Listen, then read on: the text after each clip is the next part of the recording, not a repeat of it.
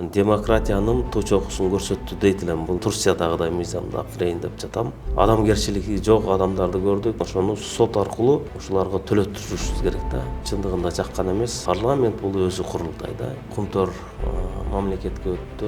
15 мыйзамга автор болуп катыштым. Арыбаңыз урматтуу көрөрман, биз бүгүн Жогорку Кеңештин депутаты Тазабек Икрамов менен маек курмакчыбыз. Тазабек мырза, сизге ыраазычылык убакыт бөлүп биз менен маек куруп жатканыңыз үчүн. Жакында эле Түркияда президенттик шайлоо өттү. Ал жакта сиз Түрк парламенттер ассамблеясынын шайлоого жүргүзүү миссиясынын алкагында барып байкоо жүргүзүп келдиңиз. Белгилеп кетсек, биздин парламенттин ичинен жалгыз депутат болуп барып келдиңиз десек да болот, Айтсаңыз, шайлоо кандай өттү жана салыштыра келгенде, Кыргызстан менен салыштырганда канчалык деңгээлде ал жакта таза өттү десе да болот? Ассаламу алейкум. Жалпы күйөрмандар, сага дагы максат иштериңе ийгилик. Рахмат сиздерге. Эң негизгиси жакшы суроону бердиңиз да. Бүгүнкү кечеги ушу Турцияда болгон шайлоо. Ошо боюнча 11-ден 15-ине чейин ошо жерде болдум. Байкоочу болуп бардык. Ал жерде Түркпа бардык түрк тилдүү мамлекеттердин ортосунда биздин достугубуз бар. Мына ошол жерге жолугушууга барып, ошол жерде байкоочу болуп, ошо шайлоонун кандай өтүп атканын баарын байкап, ошол жерге катышып келдик. Эми айта турган болсок, түрк эли Турциядагы буну бардык бүткүл дүйнө ошо президенттик шайлоо, парламенттик шайлоо кандай деңгээлде өтөт, кандай жыйынтык менен бүтөт дегенде бардыгы көз салып карап турду да. Ошонун арасында биз дагы түздөн түз ошол жерде шайлоо учурунда ар бир шайлоочунун шайлоо уруналарын, шайлоодогу ошол жердеги элдердин катышканын байкап карап келдик. Мен айтат элем, булар бүткүл дүйнө жүзүнө демократиянын точокусун көрсөттү дейт элем. Бул менин өзүм көз карашым. Ошондуктан ушунчалык бир ар бир түрк жараны, же болбосо турциялык гражданин өзүнүн ошол жердеги шайлоого болгон, ошол жердеги кайсы өлкө башчыны шайлап алганды, же болбосо кайсы парламентте кайсы партияны шайлай турганын ушунчалык жогорку деңгээлде көрсөтүштү да. Булар айтат элем, булар өзүнүн мамлекетине болгон көз карашы, мамлекетине болгон сый урматы кайдыгер эмес экен да. Ушунчалык керек болсо ооруп жаткандар, эгерде чет өлкөдө боло тургандар болсо, чет өлкөдөн келип шайлоого катышып кетип атат да. Ушунчалык бир мындай өздөрүнүн мамлекетке кайдыгер эмес экендигин ушунчалык ошол жерде көрсөттү. Шайлоого катыша турган, шайлоого укугу бар жарандардын бардыгы 100% эле келип ошону катышты деп айтат элем да. Биз Кыргызстан ошол Түркиядагы шайлоодон эмнени өзүбүзгө ала алабыз дагы, эмнени үйрөнө алабыз аларданчы? Туура айтасыз. Салыштырмалуу айтып кете турган болсок, бул жерде биз ар бир ошо Турцияда болгон шайлоодогу элдеринин кайдыгер эмес экендигине ушундан биз чоң үлгү алсак болот экен да.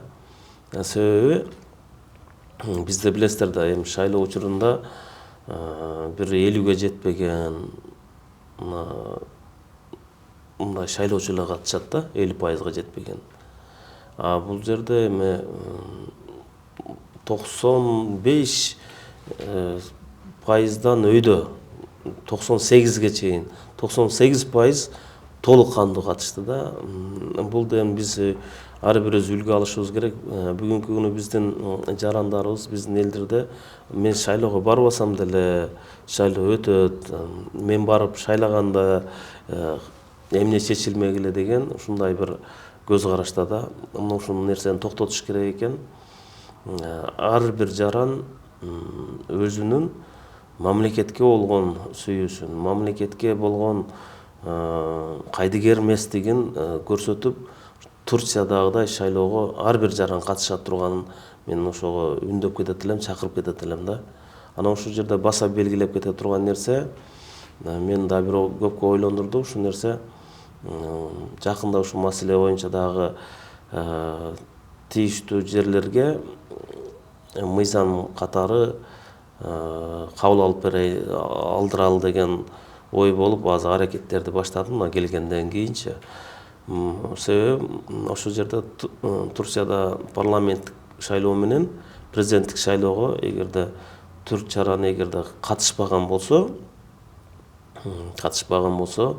биринчисинде 1,5 миң сом, экинчи катышпаганда дагы штраф бар экен, үчүнчүсүндө мамлекет жактан катуу чара көрүлөт экен да. Ошо кайдыгер болгон эме мыйзамга айтат экен, эгерде мамлекет тагдыры, мамлекеттин келечеги сага керек эмес болсо, мамлекетке сендей гражданин да кереги жок деген ушундай өздөрүнүн катуу бир карманган ураны бар экен, и принцип, и закону дагы бар экен да. Демек, ушундай мыйзамды бизде дагы киргизүүнү демилгелеген турасызбы? Ошону жакынкы арада азыр мен өзүм жардамчыларым менен, юристтер менен кеңешип, кайсы жерине ушу пункттарды киргизип, ар бир жараныбызды шайлоого катыша тургандай ушундай мыйзамды, Турциядагыдай мыйзамды алып кирейин деп жатам. Бул сапардагы барып, ушу шайлоого барып катышып келгендин мага болгон бир пайдасы дагы десем болот. Бул бир эле мага эмес, жалпы бул биздин келечегибиз болгон, биздин мамлекет үчүн, анан Кыргызстан үчүн керек закон экен да, эң бир абдан жакшы закон. Мыйзам чыгаруу жөнүндө сөз кылып калдыңыз. Жакында эле коом ичинде чоң бир резонанс жараткан дагы бир мыйзамды демилгеледиңиз. Бул карыган ата энесин карабай таштап кеткен, кароосуз таштап кеткен балдарды дагы кайсы бир деңгээлде жазалоо тууралуу, Ооба. Ушул мыйзам долбоору тууралуу айтып кетсеңиз. Бүгүнкү күнү Эркин Тоо газетесине, Эркин Тоо сайтына чыкты, элдин талкуулоосуна кое берилди. Бул мыйзамды 6-чакырылышта дагы көтөрүп чыкканмын. Бирок мына бүгүнкү күнү азыр бир аз толуктоолор менен кайрадан алып чыктым. Азыр 1 айлык талкууда, элдин талкууда турат. Андан кийин бул мыйзам боюнча айта кете турган болсом, мына өзүңүздөр билесиздер, күндөн күнгө ата энесин тыштап койгон, жылдан жылга ошогон мындай көрүнүштөр көбөйүп баратканын да белгиси да. Мен айтат элем, карлар үйүнө ата энесин тыштаган ар бир жаран сөзсүз түрдө аларда жоопкерчиликке тартылыш керек да. Ошо боюнча көтөрүп атам. Ошо мыйзамдын 179-беренесине ушундай бир кошумчаларды киргизип атабыз. Эгерде ата энесин карлар үйүнө тыштаган болсо, же болбосо ата энелерин карабай койгон жаран мамлекеттик кызматка иштебегенге, эгер иштей турган болсо, мамлекеттик жумуштага иштебей тургандай кылып, жана ошондой эле 500дөн 1000ге чейин эсептеги өлчөмдө ата энесине айып пул төлөө. Бул деген эми мындай түшүндүрүп айтып кеткенде, бир жолку төлөм болот да. Ата энесине эгерде карлар үйүнө тапшырып койгон болсо, бир жолку төлөмдөн ошол жерде сот чечимин чыгарып берет. Бул 75 миңден бир 200 миңге чейинби ушундай эсепке туура келет да. ушул мыйзамды алып келип атабыз. Бунун эң негизги максаты, өзүңөр билесиңер, бүгүнкү күнү ата энесин карабай койгон адам, же болбосо ата энесинин батасын албаган адам өзү деле бул жашоодо эле көптөгөн жакшылыктарды көрбөйт. Чындыгындачы ата эненин жакшылыгын, батасын албаса, ал адам мындайча айтканда бул жашоодо деле бир өзүнүн иши деле жүрүшүп кетпейт деп айтат элем да. Ошондуктан ата эне деген балдарын ушундай бир ысык суукка, бар жокко карабастан ушундай чоңойтот да, кандай деген ден соолугун кетирет. Балам деп ата эне көптөгөн өзүнүн болгон өмүрүн баласына аягандар бар да. Бирок аягына келгенде баласы жакшы болбой, же болбосо келини жакшы болбой, көптөгөн ата энелер карлар үйүнө түшүп калып атат да. Жана ушул жерде ар бир ата эне бүгүнкү күнү өзүнүн баласына эч качан арыз жазбайт да. 192-берене боюнча эч бир кандай иш козголгон эмес, кылмыш жагдайлар ачылган эмес да. Бул жолкусунда биз ушундай толуктоолорду киргизип атабыз. Ар бир карлар үйүнө келип түшкөн ата энени ошол жерде карлар үйүнүн ошол жерде директору тиешелүү органдарга кайрылууну милдеттендирип атабыз. Ошол жерде келип баары сурап, кайсы жерден келди, адреси кандай, канча баласы, канча кызы бар, мына ошол нерсени карайт дагы, ошону сотко жөнөтүп, ошол менен аныктайт. Аныктагандан кийин сотко жөнөтүп, анан ошо баккан балдарын, кыздарынан сот аркылуу мамлекетке ошол жердеги карлар үйүнүн директоруна ошол жак акчасын бөлүп берет. Бул дегенибиз бүгүнкү күнү ата энелерин карлар үйүнө таштап коюп, ата энесинин пенсиясы тийгенде ошол жерге келип, ата энесинин пенсиясын алып кетип аткандар дагы көп экен да. Ушунчалык бир мындай адамдын бир ушунчалык бир көп адамгерчилиги жок адамдарды көрдүк. Ошол жерде мен өзүм да кыдырып, карлар үйүндө жүргөндө 6-чакырылышта дагы кабар алып барганда, ошол жердеги карлар үйүнүн директорлору айтып атат да. Болбосо ошо кызы келет дейт, же болбосо келини, же болбосо баласы келет дейт. Келгенде дагы чоң машиналар менен келет дейт. Жашоосу жакшы дейт. Ушундайлар келет дагы. Ошо ата энесинин пенсиясын алат дагы, өзүнө бир аз 1000 сом колуна карматып коюп, калган акчасын чыгарып кеткен адамдарды, балдарын да көрдүк депчи. Мен ошондуктан айтат элем, ушуга окшогон адамдардын баардыгын бүгүнкү күнү эмне үчүн буларды балпестеп чоңойткон, ушул даражага жеткизген ата энелерин карлар үйүнө таштап, мамлекет баксын деп таштап койгон, дагы өзүнүн иштеген пенсиясын алып аткан акмактарга мен айтат элем, ушундай бир мыйзам чыгарып атабыз. Мамлекет тараптан ошону сот аркылуу ошолорго төлөтүрүшүбүз керек да. Бул акча ошо ата энесине ошол жерге бөлүнөт дагы, ошо карлар үйүндө ошо акча ошо ата энесин бакканы, ошо атасынын же болбосо энесинин ошол жердеги мамлекеттик ошо жайда жашаганына бир топ шарт дагы түзүлөт да. Жакшы. Курултай тууралуу сурагым келип турат да азыр.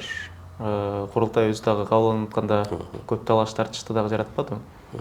Анан көп эксперттердин айтымында бул парламенттин эле бир копиясы болуп калып атат дешет да. Сиздин пикириңиз бул курултай институту боюнча кандай?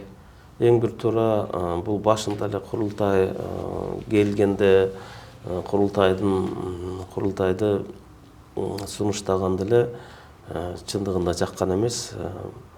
Бул деген бул курултайда ушунчалык өздөрүнө ыйгарым укуктарын ушунчалык алып жазган өздөрүнө, биздин буга чейинки 6-чы чакырылыштагы депутаттардын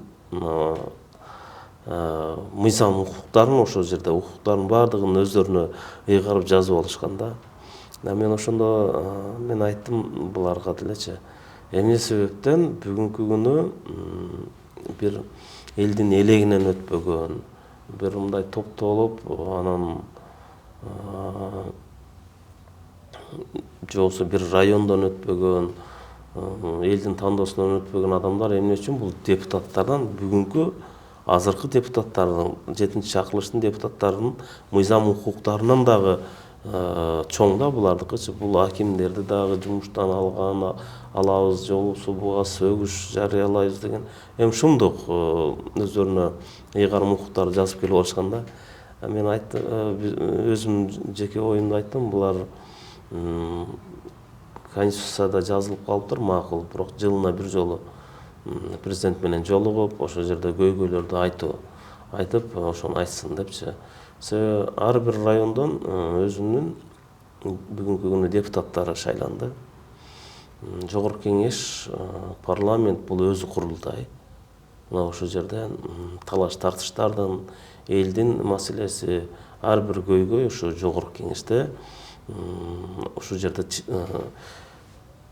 жерде чечилиш керек да баардыгчы. Баардык талаштын, тартыш же болбосо бир мындай көйгөйлөрдүн баардыгы ошо парламентте чечиле турган маселе. Парламент бул өзү курултай да. Ар бир райондон шайлоо менен эл ишенип шайланып келген депутаттар бар. Мына ошолар гана чечиш керек да. Ошондуктан мен өзүм да сунушумду бердим. Жылына бир жолу макул жолугуп, президент менен жолугуп, өздөрүнүн ошол жердеги кандай көйгөйлөр болсо ошонун баарын айтып кетсин депчи. Көп эле учурда ошол эле жогорку кеңеште көтөрүлгөн, депутаттар көтөргөн жергиликтүү баягы көйгөйлөрдүн баардыгы кайра эле ошол жерде деле кайталанды. Мындай жаңы эчтекени көргөн деле жокпуз да. Мисалы, ошол эле президентке кайрылуу болду, ошол эле өкмөткө. Эң негизгиси болду бул жерде Садыр Нуркожоевич менен президент өзү ошол жерде отурду дагы, ошол маселени укту, ошол маселе эң негизгиси. Болбосо ар бир жердин көйгөйүн буга чейин депутаттар көтөргөн маселелер ошол курултайда кайталанды да ошол сөздөр. Парламенттин функциясы тууралуу сөз козгоп кеттиңиз да. Негизи 2 жыл мурун өлкөбүз парламенттик башкаруудан президенттикке өттүк. Анда дагы көп талаш тартыштан кийин президенттик башкаруу формасына өттүк да. Анан сиз мыйзам чыгаруу бийлик бутагынын өкүлү катары ошол азыр президенттикке өткөндөн кийин бир эффектти көрдүңүзбү? Негизги бүгүнкү күнү буга чейин парламенттик башкаруу, туура айтасыз, парламенттик башкаруу болгон. Парламенттик башкарууда көптөгөн фракция лидерлери, коалиция өздөрүнүн сунушун берип, өздөрүнүн министрликтерин сунуштап, көптөгөн ошого окшогон жагдайлар сунушталып, эми көпчүлүк менен чечилчү да. Көп министрликтер же болбосо министрлик башкармалыктар ушундай бир ортого көпчүлүк менен сунушталып, ошо адамдар келип министрликте иштечү. Эми азыр бүгүнкү күнү президенттик башкарууда сөзсүз түрдө президент тараптан сунушталып, ошо адамдар министр болот, ошо адамдар министр болуп даяндалып атат да. Эми бизде кыргыздарда бир жакшы сөз бар го. Баягы кеңешип кескен бармак оорубайт дейт да. Көпчүлүктүн сынынан, көпчүлүктүн тандоосунан өткөн министрлер бул буга чейинкилер бир мындай орду башкача болгон министрлер болду да. Эми арасында бир аз туура эмес болгон жетишпегендер да болду, бирок аларды тез эле эгерде туура эмес иш алып барып атканда жогорку кеңештен сунуш берип жумуштан четтетүү болчу да, четтетип салчу сак болот эле. Бүгүнкү күнү эми президенттик башкарууда эң негизгиси Садыр Нуркожоевич өзү да айтпадыбы, мындай иштей турган адамды же болбосо бир мындай иштеп ишти алып кете турган бир ушундай бир министрликке адамдарды таппай калып атабыз депчи, кадрдык жетишсиздик депчи, абдан бир туура айтты. Ошондуктан бул айтып атпайм айырмасы, баягы туура тандоодон келип чыккан жакшы да. Эми бул мен айтып коюш, бул мендин парыз, мен бир жаман ойдо же башкада айткан жокмун. Бирок бүгүнкү күнү көрүп атасыздар, соттолгон, буга чейин жумушун жакшы аткара албаган адамдар кайра келип министр болуп атышат да. Бул эми мындай туура эмес деп айтат элем да. Ошондуктан туура тандоодо болбой калып атат. Ошондуктан ушул жагынан айырмачылыгы азыр бүгүнкү күнү ушул жерден деп койсом болот го дейм да, негизгиси. Ошол эле кайра эле президенттик башкарууга кайтып келсек, азыркы президент баягы эл күткөн нерселерди жасай алдыбы? Азыр сиздин баамыңызда кандай иш алып барып атат ал? Мен бүгүнкү күнү Садыр Нуркожоевич президент болуп келгендеги эми жетишкендиктерин айтсам, эң негизгиси Кумтөр мамлекетке өттү. Мамлекеттин карамагында мамлекетке иштеп атат. Бул чоң жетишкендик. Анан курал жаракты көбөйтүп, армияны күчөтүп, бүгүнкү күнү күчтүү кыргыз армиясын түптөп койду да. Бул эң бир бүгүнкү күнү биздин мамлекетке керек, биздин элибизди, жерибизди коргогонго бул эң бир коопсуздук биринчи орунда турат. Мына ушундай бир жакшы жумуштары ошо айтып кетсек болот деп айтат элем да. Интервьюнун аягында ошол сизге бергим келген суроо, сиз 6-чакырылышта дагы, азыр 7-чакырылышта дагы депутатсыз. Анан буга чейин сиз көтөргөн эң көрүнүктүү демилгелер деп кайсын белгилейт элеңиз? Анан алдыга дагы кандай пландар бар эле? Кандай демилгелерди көтөрсөм дейт элеңиз? 6-чакырылышта кандай деген мыйзамдарды кабыл алган болсок, канчасын четке каккан болсок, ошонун баардык мыйзамга мен өзүм салымым, өзүм тиешем бар. Андан сырткары 15 мыйзамга автор, соавтор болуп катыштым. Өзүңөр билесиңер, 5 март Ак калпактар күнүн 2016 жылы мыйзам кылып, токтом кылып кабыл алып бердим. Жалпы мамлекеттик деңгээлде өзүбүздүн ата-бабаларыбыздан калган ак калпакты мамлекеттик деңгээлде майрамдоо, ошону мыйзамдаштырып бердим. Алдыда кандай демилгелерди көтөрсөм дейсиз? Алдыда эми өзүңөр билесиңер, мына ошо өзүбүздүн эле жана айтып кеткен азыр мыйзам, ошо ата-энелерди, кароосуз тыштаган ата-энелерге ушулардын укугун коргоо, мына бүгүнкү күнү бул сайтта турат. Андан сырткары алдыда дагы бир топ деген пландарым бар, мыйзамдарды чыгарайын деген ойлорум бар. Ошонун арасында эле жана коррупционерлер мамлекеттик жумушка алынбасын деп.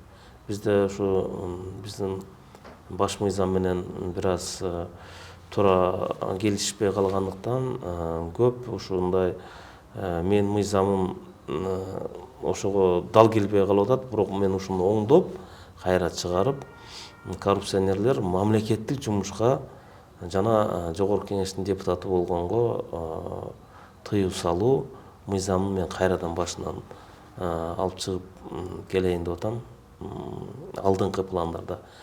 Бизде эң негизги маселе бүгүнкү күнү көрүп атасыздар, коррупционерлер да, коррупцияга ушунчалык малынып калган. Ошону коррупционерлерди токтотуу, мамлекетти bundan ары дагы алдыга сүрүп, жаркын мамлекеттер, жаркын алдыңкы мамлекеттердин катарына кошуш керек да. Ошондуктан эң негизгиси ушундай мыйзамды кабыл алышыбыз керек болуп атат да. Анда сизге ишиңизге ийгилик каалайбыз. Ыраазычылык сизге. Рахмат. Бүгүн биз менен маек куруп бергениңиз үчүн. Рахмат. Силерге да ийгилик. Bundan ары дагы ар дайым элдерге жакшы, өзүңөрдүн элдерди бардык маалымат менен кабардар кылып, ушундай өзүңөрдү курч көйгөйлүү маселелерди көтөрүп чыгып жүрөсүңөр. Иштиңерге ийгилик каалайм, ден соолукта болгула. Рахмат.